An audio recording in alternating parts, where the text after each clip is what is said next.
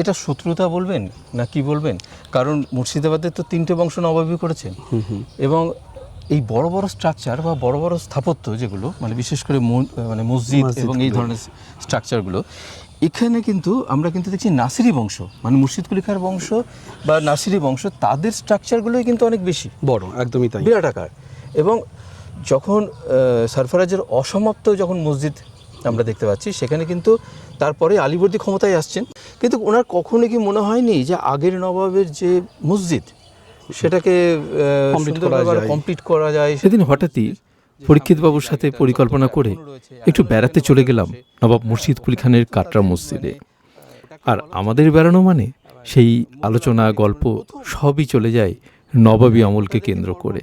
অনেকক্ষণ ধরে ঘুরছিলাম, একটু ক্লান্তি লাগছিল, বুঝতেই পারছেন এই জায়গাটা কাটরা মসজিদ, মুর্শিদ কুলি খানের কাটরা মসজিদ, যার নামে মুর্শিদাবাদ।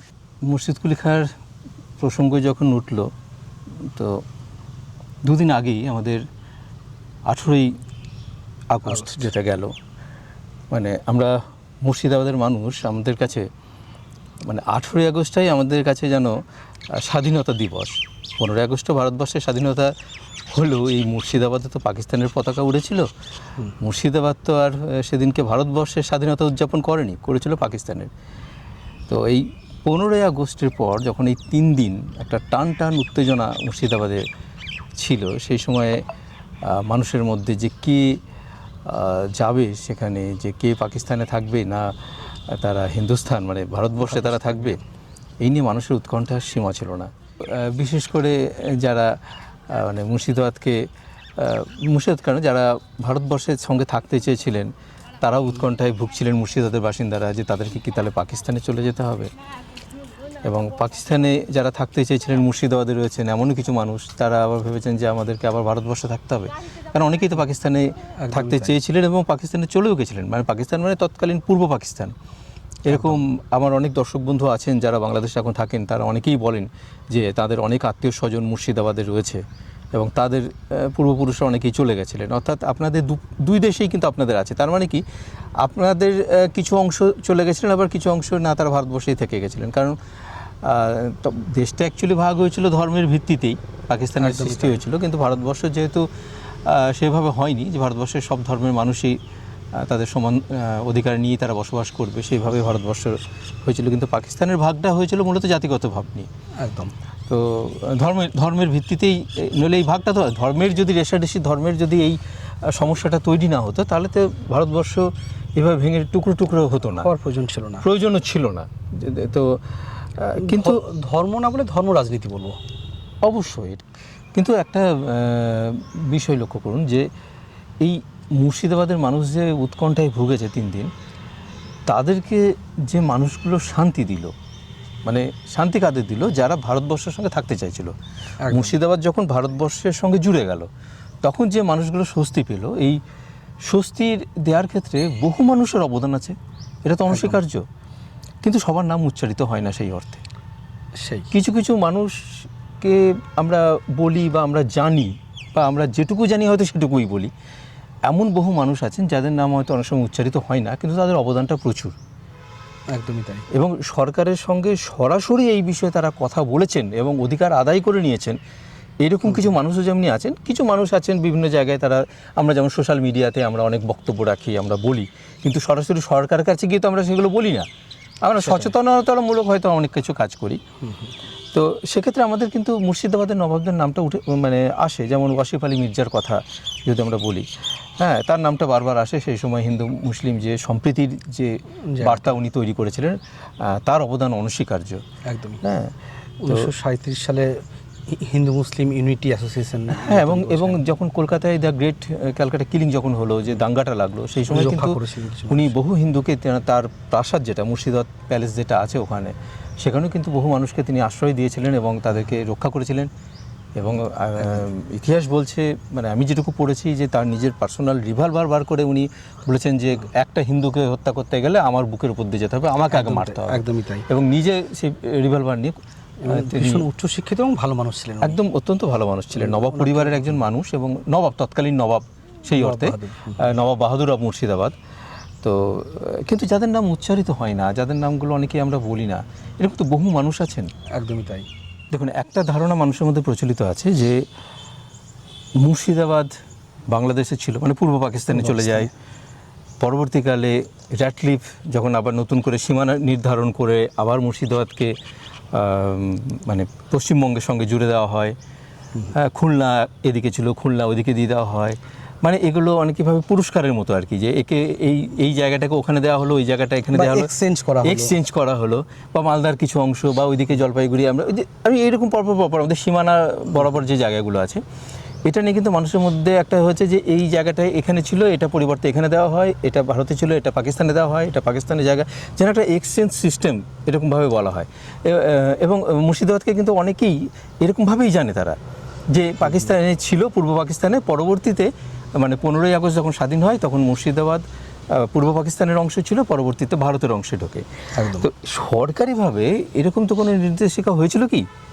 না, এটা কিন্তু মানুষের একটা ভুল ধারণা। মানে রডক্লিফ যে কমিশন ছিল, এই বিষয়ে একটা জিনিস বলে রাখি, সমস্ত সিদ্ধান্ত উনি একা নিয়েছেন এমনও নয়। উনি ছিলেন এবং ওনার সাথে আরও 4 জন বিচারপতি ছিলেন, এবং একটা কমিশন যেভাবে কাজ করে এনারা সেভাবে কাজ করেছেন। প্রাথমিক ভিত্তি ছিল যে যেখানে হিন্দু সংখ্যাগরিষ্ঠ আছে সেটা ইন্ডিয়াতে থাকবে, আর যেখানে মুসলিম সংখ্যাগরিষ্ঠ আছে সেটা পূর্ব পাকিস্তান বা বর্তমান বাংলাদেশে দিয়ে যাবে। সেই হিসেবে মানুষ ধরেই নিয়েছিল যে মুর্শিদাবাদ পাকিস্তানে চলে যাচ্ছে এবং পাকিস্তানের পতাকা তুলে ফেলল। হ্যাঁ, এবং কথা হচ্ছে রডক্লিফের যে ইটা আছে, বাউন্ডারি কমিশনের যে রিপোর্টটা আছে, সেখানে কিন্তু ধর্মের ভিত্তি ছাড়াও অ্যান্ড আদার্স ফ্যাক্টর এই শব্দটা উল্লেখ করা আছে। এই অ্যান্ড আদার্স ফ্যাক্টর এই কারণেই কিন্তু মুর্শিদাবাদ আজকে ভারতবর্ষের মধ্যে আছে। অনেকে মনে করেন তৎকালীন যিনি নবাব বাহাদুর ছিলেন, ওয়াসেফ আলী মির্জা সাহেব, উনি সত্যি ভীষণ ভালো মানুষ ছিলেন। 1937 সালে উনি হিন্দু মুসলিম ইউনিটি অ্যাসোসিয়েশন করেছিলেন, ওনার জন্য অনেক দাঙ্গা হওয়ার হাত থেকে রক্ষা পেয়েছে, উনি অনেক হিন্দু মানুষকে বাঁচিয়েছিলেন, এবং উনি ভীষণ শিক্ষিত মানুষ ছিলেন, এটা ভীষণ সত্যি কথা।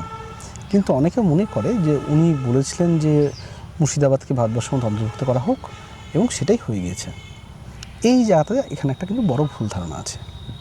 সত্যি কথা বলতে সেই সময় ভারতবর্ষে প্রায় 565টা মতো প্রিন্সলি স্টেট ছিল, বা দেশীয় রাজ্য ছিল, প্রিন্সলি স্টেট। তো সেই সমস্ত রাজ্যের যারা রাজা, তাদের অধিকার ছিল, তারা ইচ্ছে মতো যেখানে যেতে খুশি যেতে পারতেন। কিন্তু মুর্শিদাবাদের নবাব বাহাদুর কিন্তু সেরকম কিছু ছিলেন না। যেমন কুচবিহার ভারতবর্ষে ঢুকেছে, তারা নিজেরা চেয়েছেন, ঢুকতে পেরেছেন। 1950 সালে তারা যেমন ভারতের অন্তর্ভুক্ত হয়ে একটা জেলায় পরিণত হয়, কিন্তু তারা আলাদা দেশ ছিল সম্পূর্ণ, একটা আলাদা। কিন্তু মুর্শিদাবাদ কোনো দেশ ছিল না।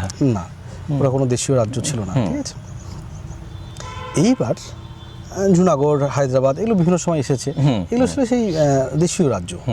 দেশ না বলে দেশীয় রাজ্য বলবো, মানে কি, তারা ইংল্যান্ডের বা ইংরেজদের কথা শুনে চলতো, কিন্তু তাদের কিছু নিজস্ব স্বাধীনতাও ছিল তাদের। তো তাদেরকে এই স্বাধীনতা দেওয়া হয়েছিল, তারা যে দেশে খুশি যেতে পারত। সর্দার বল্লভভাই প্যাটেল এখানে একটা বড় অবদান আছে, ওই সমস্ত দেশীয়গুলোকে ভারতবর্ষের মধ্যে অন্তর্ভুক্ত করার। তো এই মুর্শিদাবাদ অন্তর্ভুক্ত ভারতবর্ষে যে হয়েছে, এর পেছনেও কিন্তু কিছু বিশেষ কারণ আছে। এই জায়গাটা আমরা পড়াশোনা না করে ম্যাক্সিমাম মানুষ সোশ্যাল মিডিয়ায় কিছু বলে থাকি, আর সেই সোশ্যাল মিডিয়ার কথাগুলো থেকেই আরও অনেক বেশি মানুষ ভুল তথ্য পেতে থাকে। আসলে সেই সময় যে কমিশন ছিল, সেই কমিশন প্রথমত 4টে বড় সংগঠনকে ডেকেছিল, বা সেই কমিশনে 4টে বড় সংগঠন মতামত রেখেছিল। তার মধ্যে ইন্ডিয়ান কংগ্রেস, তার বাংলার যে সংগঠন ছিল তারা গিয়েছিল, অতুলবাবু বলে একজন বিচারপতি ছিলেন, তিনি গিয়েছিলেন সেখানে বঙ্গীয় হিন্দু মহাসভা গিয়েছিল, সেখানে মুসলিম লীগ গিয়েছিল, এবং আরও 2-1টা সংগঠন তারা নিজেদের মতো মতামত রেখেছে। 4টে সংগঠনের কথা ওখানে স্পষ্ট করে উল্লেখ করা আছে। তাছাড়া স্থানীয় অসংখ্য বিশিষ্ট মানুষ তারাও কিন্তু সেখানে নিজের মতামত রেখেছে, এবং সমস্ত মতামত দেওয়ার পরে বাকি যে 4 জন বিচারপতি ছিলেন, তারা কিন্তু কোনো একমত হতে পারেননি। কারণ কি, মুর্শিদাবাদের সংখ্যাগরিষ্ঠ মানুষ হচ্ছে মুসলিম। সেই যুক্তিতে তারা কিছু মানুষ ভেবেছিল যে মুর্শিদাবাদের পূর্ব পাকিস্তানে ঢোকা উচিত। আবার একটা যুক্তি ছিল যে হুগলি নদী যদি মুর্শিদাবাদটা পাকিস্তানে বা পূর্ব পাকিস্তানে হয়ে যায়, তাহলে হুগলি নদীর আগে যে ভাগীরথী আছে, মানে হুগলি নদী বা কলকাতা বন্দর এই ভাগীরথীর জলের দ্বারাই কিন্তু পরিবেষ্ট। কোনোভাবে যদি এই ভাগীরথী নদীটা পূর্ব পাকিস্তানে ঢুকে যায় তাহলে সেই জলের উপর কন্ট্রোল পাকিস্তানে চলে আসবে। সেই ক্ষেত্রে কিন্তু একটা ভয় ছিল যে কলকাতা বন্দরটা নষ্ট হয়ে যেতে পারে। এটা একটা বড় কারণ মুর্শিদাবাদকে ভারতবর্ষে অন্তর্ভুক্ত করার, এবং তার সাথে রেলপথটাও একটা কারণ। এবার যেহেতু বাকি 4 জন বিচারপতি নিজের মতো, মানে দেশীয় বিচারপতি তারা ছিলেন, তারা নিজের মতো কোনো ঐক্যমতে আসতে পারেননি, শেষ পর্যন্ত রডক্লিফ সিদ্ধান্ত নিয়েছিলেন যে এই অর্থনৈতিক ব্যাপারটা বা জিওগ্রাফিক্যাল যে ব্যাপারটা আছে, ভাগীরথী নদীর জল প্লাস রেলপথ, এই সমস্ত কিছু বিচার করে তারা বা রডক্লিফ সিদ্ধান্ত নিয়েছিলেন যে মুর্শিদাবাদটা ভারতবর্ষেই থাক, মালদার একটা বড় অংশ ভারতবর্ষে থাক, নদিয়ার একটা অংশ অবশ্যই থাক, আর খুলনা বাংলাদেশে যাক বা তখনকার পূর্ব পাকিস্তানে।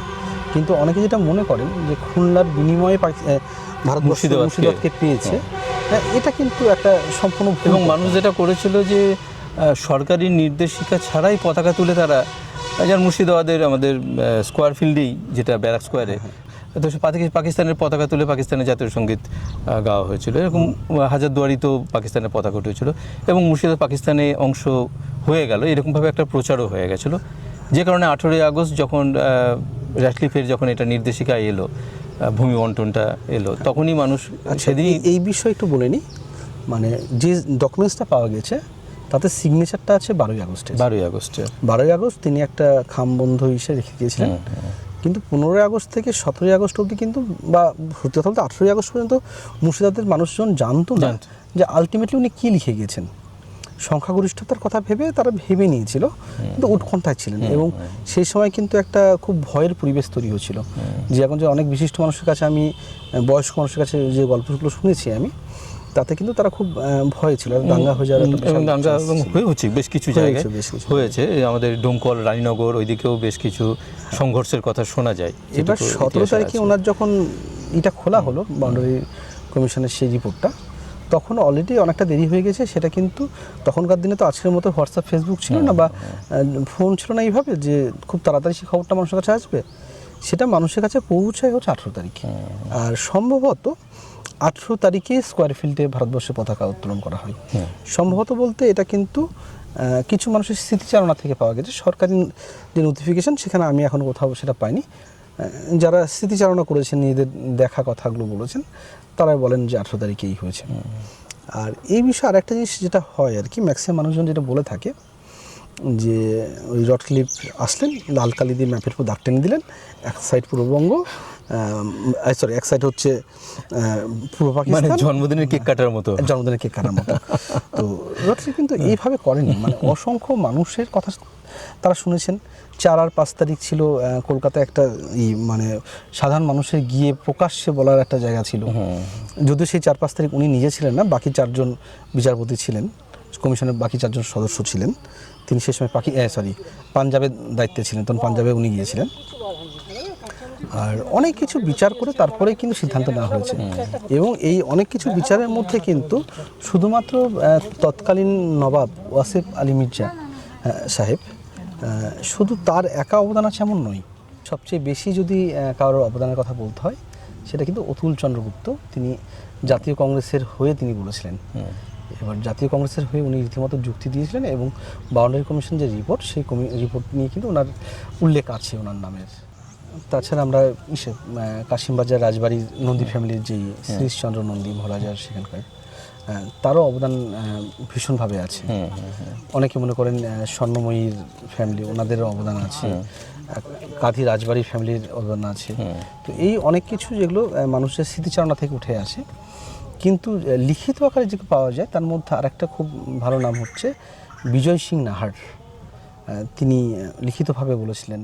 আরও 2-1 নাম না বললেই নয়, তার মধ্যে শ্যামাপদ ব্যানার্জি এবং রাধা কুমুদ বাবু, এনাদের কিন্তু অনেক গুরুত্বপূর্ণ মতামত ছিল সেখানে, অনেক যুক্তি উনি লিখেছিলেন তারা। এইবার এই বিষয়ে একটা জিনিস বলি আমি, প্রিন্সলি স্টেটে কী হয়, সেখানে রাজা যা বললো বা সেখানকার যা বললো সেটাই ফাইনাল ছিল। কিন্তু প্রিন্সলি স্টেট বাদ দিয়ে যে বাকি যে জায়গাগুলো নিয়ে দ্বন্দ্ব হয়েছিল, সেখানে কিন্তু কংগ্রেস, জাতীয় কংগ্রেস এবং মুসলিম লীগ, এদের কথা গুরুত্বটা সবচেয়ে বেশি পেয়েছে। এরা কি বলছে, এরা কি যুক্তি দেখাচ্ছে, এবং মুর্শিদাবাদটা সেই আদার্স ফ্যাক্টরের মধ্যেই কিন্তু ভারতবর্ষে এসেছে। আপনি হয়তো খেয়াল করে দেখবেন, আমি 18ই আগস্ট জিয়াগঞ্জে একটা ছোট অনুষ্ঠানের আয়োজন করেছিলাম। আমি দেখেছি সেই পোস্টটা। হ্যাঁ, সেখানে জিয়াগঞ্জের স্থানীয় যত বিশিষ্ট মানুষ ছিলেন বা সাধারণ মানুষ তারা এসেছিলেন। এই দিনটা সেলিব্রেট করার একটাই উদ্দেশ্য, মুর্শিদাবাদ যে ভারতবর্ষে অন্তর্ভুক্ত হয়েছে সেটাই 18ই আগস্টের দিন মানুষ জানতে পেরেছে। তো সেই দিনটাকে মনে রাখা, প্লাস জিয়াগঞ্জের অসংখ্য স্বাধীনতা সংগ্রামী আছেন যারা নিজেদের অবদান রেখে গেছেন, কিন্তু 15ই আগস্ট কী হয়, আমরা ন্যাশনাল লেভেলে যেসব স্বাধীনতা সংগ্রামী আছে তাদেরকে স্মরণ করি, নেতাজি, গান্ধীজি, ভগৎ সিং, জনা কয়েক অজস্র স্বাধীনতা সংগ্রামী আছেন, তার মধ্যে জনা কয়েক স্বাধীনতা সংগ্রামীকেই আমরা যাদের ব্যাপ্তিটা অনেক বেশি, হ্যাঁ, কিন্তু তাদের বেশ কিছু অনুগামী কিন্তু আমাদের জিয়াগঞ্জ শহরেও আছে, মুর্শিদাবাদ শহর বিভিন্ন জায়গায় আছে, বহরমপুরে আছে, লালবাগে আছে, বিভিন্ন জায়গায় অনেক স্বাধীনতা সংগ্রামী আছে। তো আমরা যেহেতু জিয়াগঞ্জের স্থানীয় মানুষজন ছিলাম, জিয়াগঞ্জের স্থানীয় স্বাধীনতা সংগ্রামী যারা ছিলেন তাদেরকে শ্রদ্ধা জানাচ্ছিলাম। বিশেষ করে তাদের মধ্যে একটা পাণ্ডে পরিবার, তারপরে অধিকারী পরিবার, তারপরে আম্বলি পরিবার, ভট্টাচার্য পরিবার, এরা অসংখ্য কাজ করেছেন এবং বেশ কিছু জৈন ফ্যামিলি আছেন। একক প্রচেষ্টাই তো নয়, একটা যৌথ প্রচেষ্টা বিভিন্ন মহল থেকে, বিভিন্ন সংগঠন থেকে, এবং যার যেমন প্রভাব সেইভাবে তারা কিন্তু অ্যাপ্রোচটা করেছিলেন বলে আজকে মুর্শিদাবাদ ভারতের একটি অংশ হয়ে থাকতে পেরেছে। একদমই আর তাই। পাকিস্তানে চলে গেছিল, তারপর 3 দিন পর ভারতে এসছে, এই যে একটা বিভ্রান্তিমূলক সোশ্যাল মিডিয়ার মাধ্যমে প্রচার হয়, সেই জায়গা থেকে কিন্তু মানে আমাদের এই জায়গাটা, আমাদের ভুলটা আমাদের ভাঙা দরকার।